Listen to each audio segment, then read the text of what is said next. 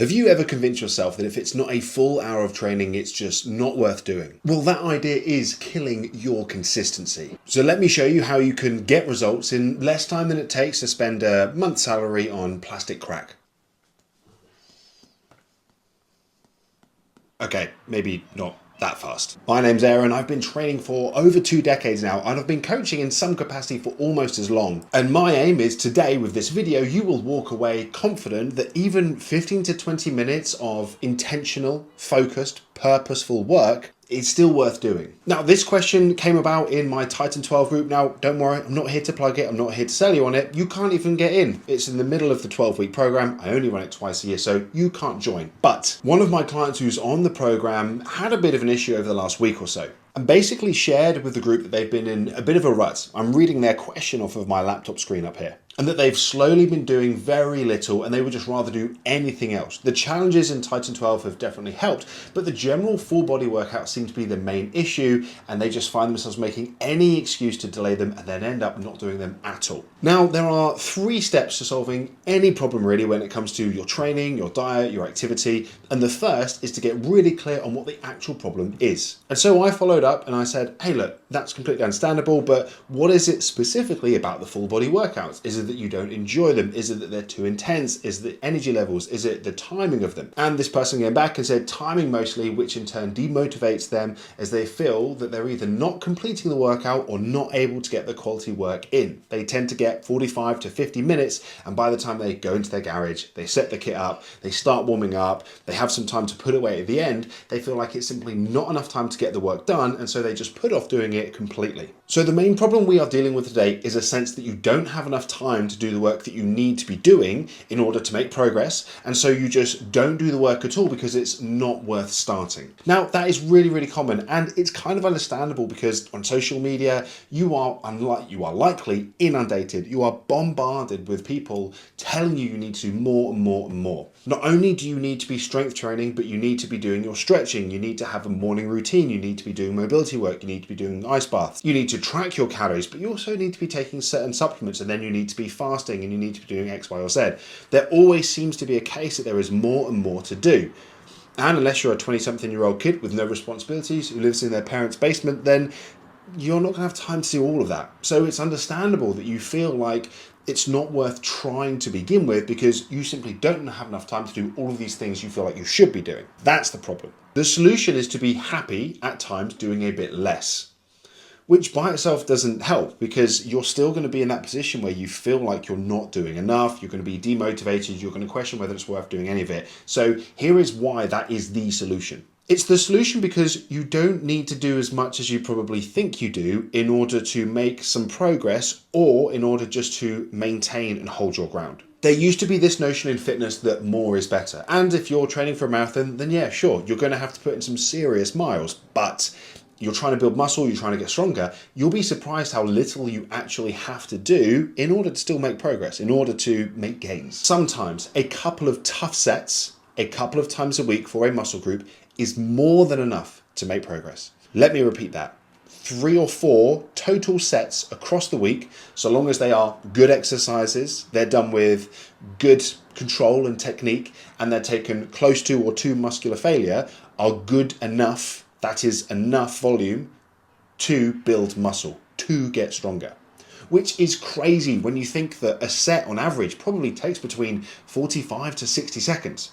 That's 4 minutes of training your triceps a week.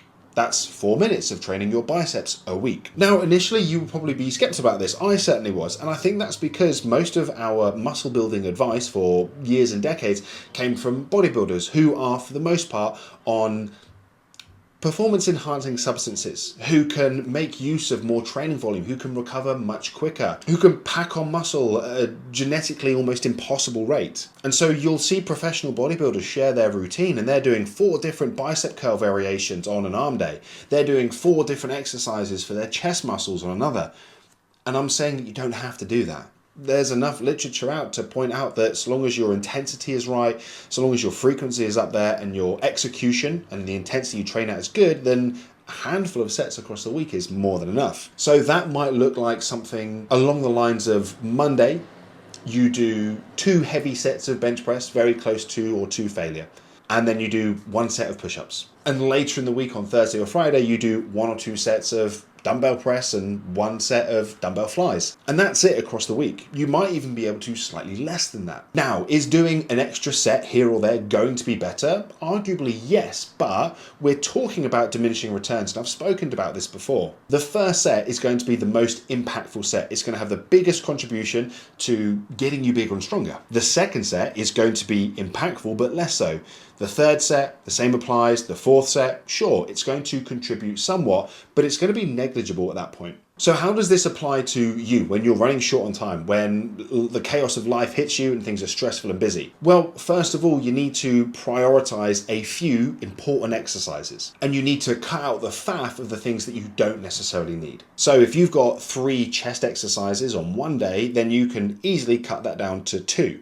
If you tend to do 3 sets of every exercise, you can easily cut that down to 2 or even 1. Now, what comes with that is you also need to go into every single set looking to make it as intense and as difficult as possible. So if you normally do 3 sets of 10 on bench press, nice obvious example, and the first set you do 10 reps with 50 kilos and you probably could have done 14, and the second set you do 10 reps, you're a little bit more fatigued, same weight, and you could have done 12, and then the third and final set you do 10 reps, and that is muscular failure, then you need to make sure that every set you do is like that third one. You need to make sure that every set you do is taken to failure or maybe 1 rep shy. And once you cut down on unnecessary warm-ups, unnecessary junk volume, unnecessary exercises, you will probably be surprised how fast you can get through an effective workout. Let's say you're doing, again, an upper body workout. You go in for 2 or 3 minutes, you warm your shoulders up, you do whatever you need to do, you do 1 or 2 very quick warm-up sets on the bench press.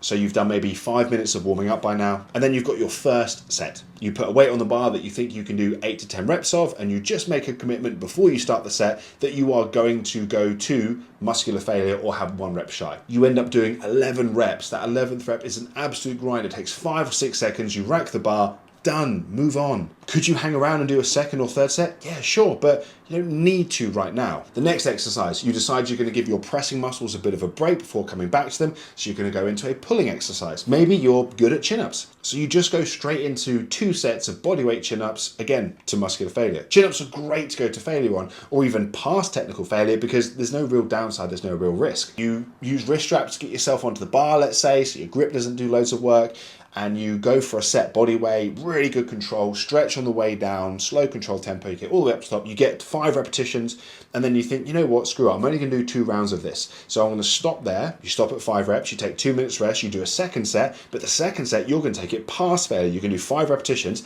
and then you're going to do a couple of partials, because maybe after the 5th rep, you can't get your chin all the way above the bar, that's okay, you're just going to go halfway up. It's still going to work your back muscles, it's still going to work your arm muscles, and you're looking to make this as intense as possible. So you do 5 on the first set, you do 4 or 5 plus 1 or 2 partials on the second set, done. We're maybe 15 minutes in, including the warm up to an entire workout. You go back to your pressing muscles. Maybe you've got access to some dumbbells. You do some incline dumbbell press to work a different portion of your pectorals, a bit more upper pec, a bit more shoulder. Same thing applies. You know what your 10 rep max is in terms of dumbbells, so you just grab those straight away and you do a set, again, to failure. Maybe you get 9 because you're a bit fatigued from the bench press. Maybe you're having a good day and you get 10 or 11. It doesn't matter. What matters is you get to, or very close to, true muscular or mechanical failure. Now, you only did 1 set of bench press. So you think, you know what, I did 2 sets of chin-ups, I'm going to do 2 sets of dumbbell press. You take 2-3 minutes rest, you do 1 more, you use the same way, you get 8 reps, you get to failure, your pecs are pretty well worked by now. You pick another back exercise, you go with a rowing exercise, same process, 1 or 2 tough sets. We're maybe 25 minutes into a workout and you go, cool, great, I'm going to finish up with some banded tricep pushdowns and some dumbbell hammer curls. I'll just go back and forth between the 2 really tough sets. I'm not worried too much about the reps, as long as they're somewhere between like the 5 to 20 mark. I'm just going to get to muscular failure. You could probably be done in 30-35 minutes if you really push the tempo. And you've ended up getting in 3 really tough sets for your pressing muscles, 3 or 4 really tough sets for your back muscles, and a couple of really tough sets for your arm muscles. And that doesn't sound like a huge amount of volume, and I suppose it isn't. But like we said, so long as each of those exercises is done well, so long as each of those sets is taken to a really challenging point, Doesn't matter, it's still going to be enough. Now there might be weeks where things are easier, where things are quieter, where you're more motivated, you've got more time, you've got more energy, and you can easily top up those sets. You can do a second set of bench press, a third set of chin-ups, a different exercise for your biceps. It doesn't really matter, but the point is that when you don't have that time, you still got something to do. And the point I'm trying to make mostly is that you should still be confident in the fact it is worth doing. Because I think that's the trick, that's the gap. It's not that people can't do less, it's not that you can't do less, it's that you don't think it's worth doing less. You've been told, you've been convinced that you have to do a certain amount of stuff to make it worthwhile. You have to do these mobility drills, you have to do these warm-ups, you have to do these stretches, you have to do these cool-downs. You don't. One of the coolest things about fitness, about training, about nutrition is actually there is very little you have to do, but you just have to do that stuff really, really well. So remember, quality of work isn't based upon ticking a certain number of boxes. The quality is dictated by how well you perform an exercise, i.e., are you taking the exercise through a good range of movement? Are you controlling the weight and not cheating the repetitions? And are you taking it to a good point close to or to failure? And so long as you do that a handful of times across the week, you'll be absolutely fine. It might not feel as effective because you're not going to end up with that muscular soreness. You know, if you do 2 heavy sets of bench press, you're not going to end up with really sore pec muscles for 3 days like you would if you did 3 sets of flies and 3 sets of dumbbell press and 3 sets of dips. But that doesn't mean it's not as effective. And it might not feel like you're doing as much because you haven't spent half an hour training one muscle group. But again, we're talking about the way that doing certain things makes us feel, whereas actually when we look at the literature, we look at the science, we look at the research, it shows us that we don't have to do a huge amount. Is a little bit more going to be a little bit better? Yes. But if your problem right now is that you're not doing anything because you can't do everything at once, then that's what we need to solve. And so you can take this approach and change it week to week. If you've got a quiet week, cool, do those extras. If you've got a really busy week, then look at your training program or have someone else look on it for you, your coach, and go, right, what are my essentials? I've got 2 exercises to train my chest muscles across the week now. I don't have to worry about these 3 other exercises. And for those 2 exercises, on Monday I'll do dumbbell press, and on Friday I'll do bench press, and I'll do 2 tough sets of each. And I'll make the commitment with myself that I'm going to take each set to failure. I'm not going to sandbag it, I'm not going to half-arse it, I'm not going to cheat the reps, I'm not going to do half range of movement. The intensity still needs to be there, but the volume doesn't necessarily have to be. So again, it's going to free up you in terms of time, or it's going to make the fact that you only have half an hour train still worthwhile. As a personal example, just this weekend, it's been Easter. Normally I do about a half-hour arm workout at some point over the weekend in the garage. Didn't get a chance to. I got a really thick band and I did 2 tough sets of close grip push-ups to muscular failure to work my triceps. I did a set of 6 and then I did a set of 4, both to absolute failure. Done. Is that going to be as beneficial for building my triceps as when I normally do those 2 sets, plus I do a bodyweight set, plus I do a couple of sets of tricep extensions with a couple of kettlebells overhead that way? That's not overhead. Overhead that way? No, it's probably not, but I couldn't do that. The options therefore are one of 2. I can either just sack it all off and go, well, I can't do my half an hour of arm training, so I'm just not going to do anything. Or what can I do? Oh, I can grab a band, I can go in the lounge and it's quiet for 5 minutes and I'll get 2 sets done. And this week, that's going to be enough. I'm not going to hold myself to the same expectations. So to sum up briefly, number 1, get clear on what the problem is. Struggling to do exercises, struggling to do workouts is not a clear enough problem. Struggling to do exercises in your workouts because you don't feel like you have enough time, because you feel like you've got to get a certain amount done in order for it to be worthwhile, is a problem that we can solve because we know what the actual struggle, what the actual challenge is. Number 2, appreciate the fact that a lot of things you feel like you probably have to do, you don't. Number 3, adjust your expectations and your plan accordingly. Recognize that you're going to have weeks and months where you can smash so much volume and so much work in with your training, and then also recognize that a lot of the time that's not going to be the case and you're going to have to find a way to still keep going.